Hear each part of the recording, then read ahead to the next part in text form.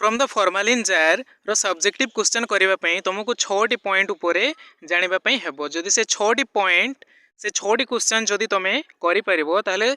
जे कोनोसी subjective question from the formalin jar रो करि परिबो से 6टी क्वेश्चन कोन से 6टी पॉइंट गुडी को कोन फर्स्ट पॉइंट होउची बिकी रो तारो फैमिली लाइफ किपरि थिला सेकंड पॉइंट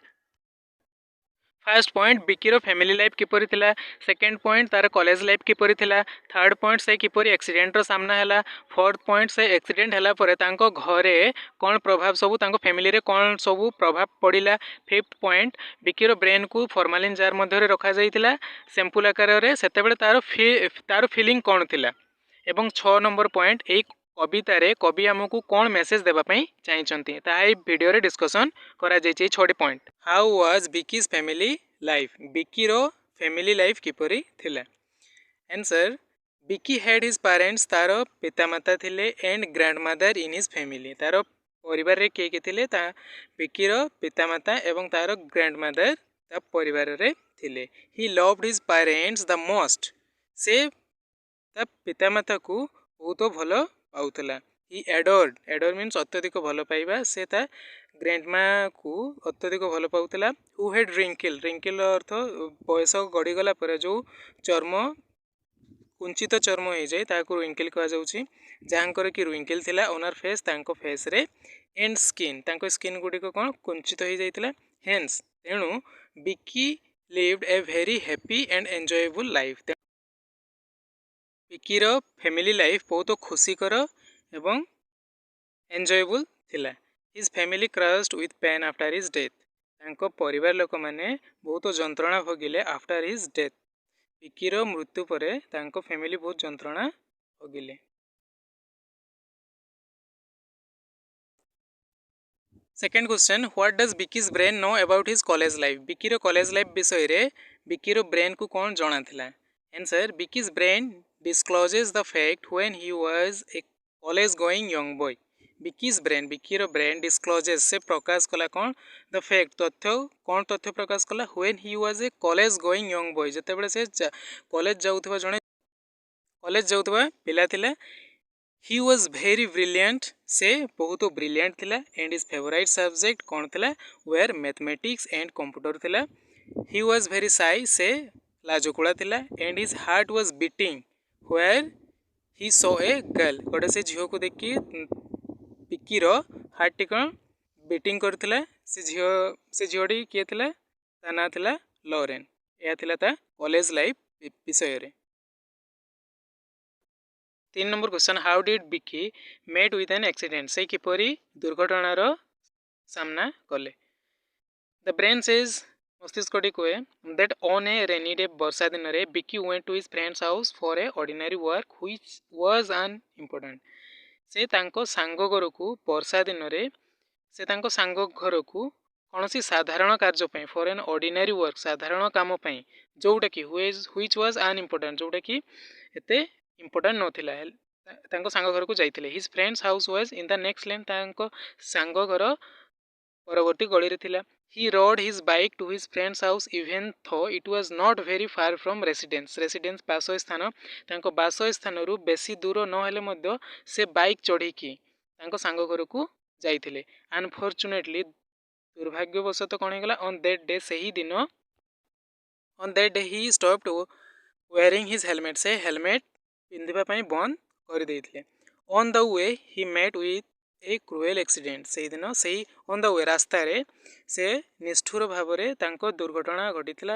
एंड डाएड एवं से मृत्युवरण करथिले due to severe head injury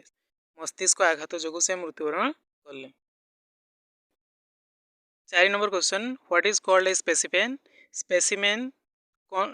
टा कौन why is the brain preserved as a specimen कहीं ब्रेन को स्पेसिमेन आकार रे संरक्षण करा जाई थाए स्पेसिमेन रो अर्थ होची नमूना ताले आंसर कोन हबो ए स्पेसिमेन इज ए सैंपल यह एक नमूना of a particular type of thing कौन सी जिनसर यह एक नमूना स्पेशली इंटेंडेड अर्थ होची उद्देश्य कौन सी उद्देश्य रे रखा जाइते को उद्देश्य टू बी स्टडी अध्ययन उद्देश्य रखा जाइते बाय को मानक अध्ययन पई एक्सपर्ट्स साइंटिस्ट माने अध्ययन करिवे और टू बी टेस्टेड एवं ता परीक्षा करा जाइते फॉर मेडिकल और साइंटिफिक पर्पज कौन सी डाक्तरी किंबा साइंटिफिक उद्देश्य रे ताहाकू परीक्षा करा जाइते। द ब्रेन इज प्रिजर्व या संरक्षण कर रखा जाइए इन ए केमिकल जार एक रासायनिक पात्र रे रखा जाइए एज ए स्पेसिमेन एक नमूना आकार रे रखा जाइए सो दैट जहाँफल डॉक्टर्स एवं मेडिकल स्टूडेंट माने कौन करते हैं can acquire knowledge by observing and examining it again and again बारंबार ताकू एग्जामिन ताकू परीक्षा करी ऑब्जर्विंग निरीक्षण करी एक्वायर नॉलेज नमूना ठू कौन ज्ञान आहरण करा जाई थाई। 5 number question how does from formalin jar justify formalin jar किपरि जस्टिफाई करा जाइछि फॉर्मालिन जार को describe Biki's feelings as specimen Biki रो ब्रेन नमूना आकार रे कौन फील करूछि कौन अनुभव करूछि। Answer formalin is a chemical substance formalin गोटे कौन रासायनिक पदार्थ व्हिच इज यूज जहाँकि व्यवहार करा जाए टू प्रिजर्व बॉडी पार्ट्स को था प्रिजर्व संरक्षण करा जाइते for a longer period of time बेसी समय ताकू संरक्षण करबा पई एई फॉर्मालिन यूज करा जाइते। बिकी इज ए फिक्शनल कैरेक्टर गोटे कौन काल्पनिक कैरेक्टर है हु इज डेड जे कि मृत्युवरण करछि and his brain has been kept in a formalin jar जहाँकू फॉर्मालिन जार मध्य रे ताकू रखा जाइछि रखी आछंती as a specimen in the museum रे कौन रखा होई आछछि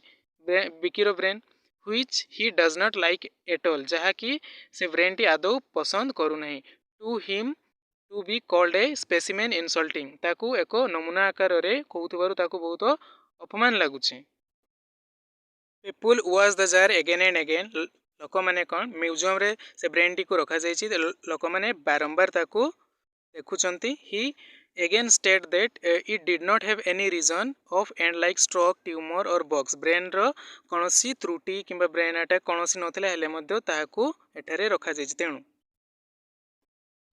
6 number question what message does the poet want to share